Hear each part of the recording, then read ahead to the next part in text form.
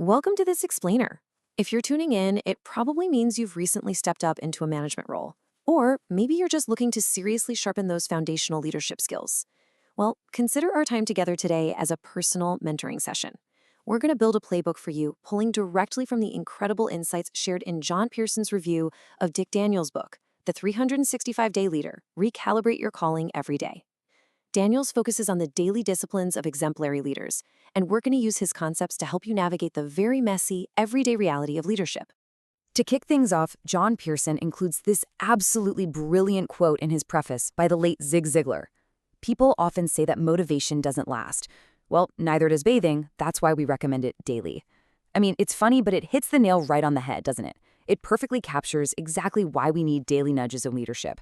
Being a leader isn't some one-time training event where you get a certificate and suddenly, boom, you're the perfect manager. It's a daily habit.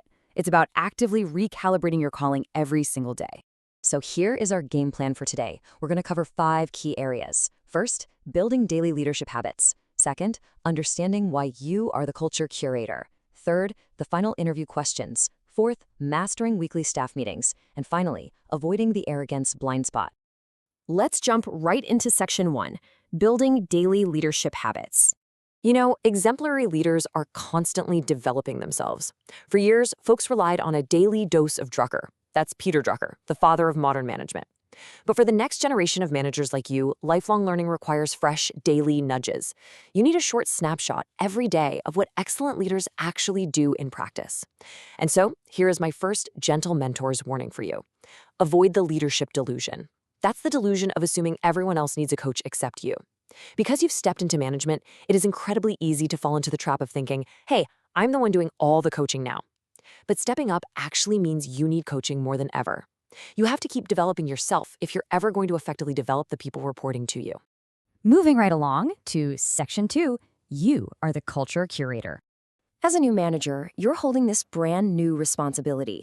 You are no longer just responsible for your own output, you are actively managing your entire team's environment. To really grasp what that means, think about a traditional curator. A curator is the keeper or custodian of a museum. They're responsible for protecting something incredibly valuable, organizing it, and making sure it survives for others to experience. It's a role with huge responsibility and careful guardianship. I want you to keep that mental model locked in your head. This comparison just brilliantly illustrates how your role has transitioned. While a museum curator is the keeper of historical artifacts, a leadership curator is the custodian of the organization's culture. As a manager, you are now the keeper of your team's vision, mission, values, and strategy. You aren't just doing the daily tasks anymore. You're actually protecting and shaping the entire environment in which those tasks get done. And here's the reality. If you don't intentionally curate that culture, it will drift. Now for section 3, the final interview questions. So you clearly can't curate a great culture without bringing in the right people. But let's be honest, conducting interviews can feel super overwhelming.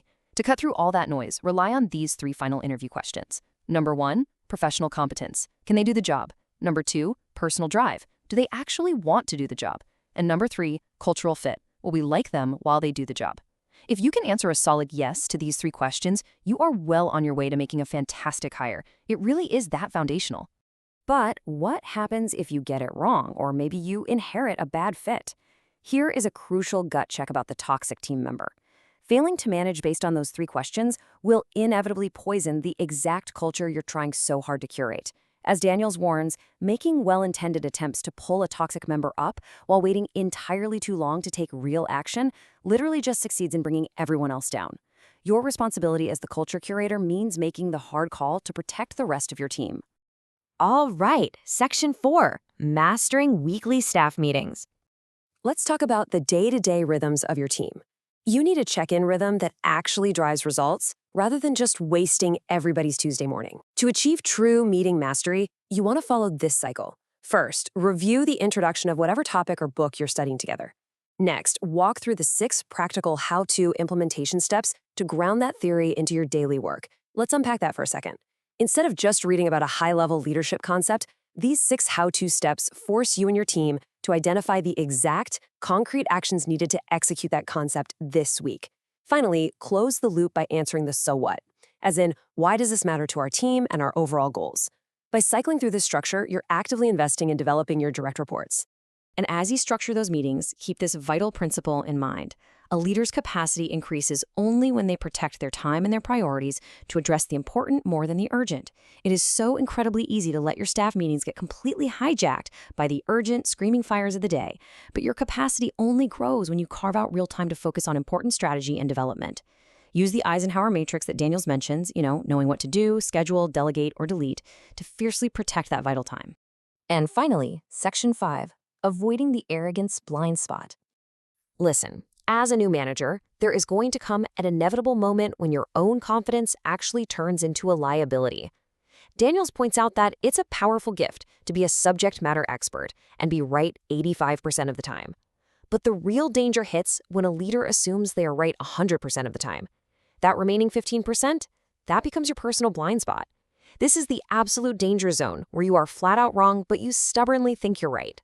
Being deeply aware of this 15% gap is absolutely essential for maintaining your emotional intelligence and keeping your team's trust. And that blind spot almost always shows up when we face impossible situations.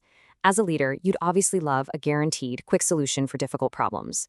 But falling into the arrogant assumption that you can easily just find a quick fix is going to lead you astray. Remember, there are no quick fixes for complex issues. Instead, practice humility. Humbly search for the root cause. Because as Daniel suggests, that root cause just might end up being the actual silver bullet you were looking for all along. To wrap up our explainer today, I want to leave you with this really powerful question drawn straight from D362 of the book. What is one thing you could do differently to avoid arrogance and practice genuine humility? As John Pearson noted, leadership is messy, and every single leader is going to face impossible situations. I want you to really ponder this question as you recalibrate your calling for tomorrow. Write it down, stick it on your office wall if you have to. By actively practicing humility, curating your culture, and building those daily habits, you are well on your way to becoming an exemplary leader. Thanks so much for joining me today, and good luck out there.